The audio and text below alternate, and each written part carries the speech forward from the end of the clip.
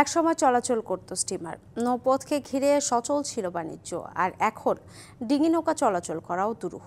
ধুকে ধুকে মৃত্যুর প্রহর গুনছে পিরোজপুর শহর দিয়ে বয়ে চলা দামোদর খালটি। দখল, দূষণ আর সংযুক্ত খালগুলোকে মেরে ফেলার কারণেই এমন দুর্দশা একসময়ের প্রমত্তা এ জলপথটির। পিরোজপুর শহরের পাশ দিয়ে বয়ে চলা বলেশ্বর এবং কালীগঙ্গা নদীকে সংযুক্ত করছে দামোদর খাল। এটি নৌপথের দূরত্ব কমিয়েছে অন্তত 40 থেকে 50 কিলোমিটার। একসময়ে এই নদী দিয়ে স্টিমার চললেও ভরাট হয়ে এখন পরিণত হয়েছে মরা খালে। জমি চলে গেছে দখলে, অবশিষ্ট অংশও দূষণের কারণে বিলীনের পথে। একটু ছাতাবেলায় ভরে গেছে, খাল ছোট হয়ে গেছে। খাল ছোট হওয়ার কারণে ফসলাদি কমায়। ভিতরে খালগুলো সব মরে গেছে, ডেরে হয়ে গেছে, যার জন্য এটাও তেমন স্বরূপ নাই পানি। যাতায়াত উপকার হইতে হয় আমরা গাছ টাছ আনি, আমরা ব্যবসা করি, যারা ব্যবসা করে তাদের জন্য সুবিধা।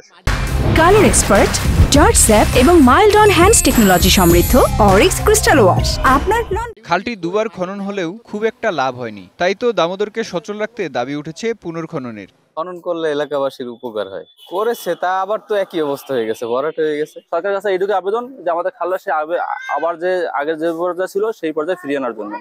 অবশ্য দখলদারদের চিহ্নিত করে দ্রুত পদক্ষেপ নেওয়ার কথা বলছে পৌর কর্তৃপক্ষ।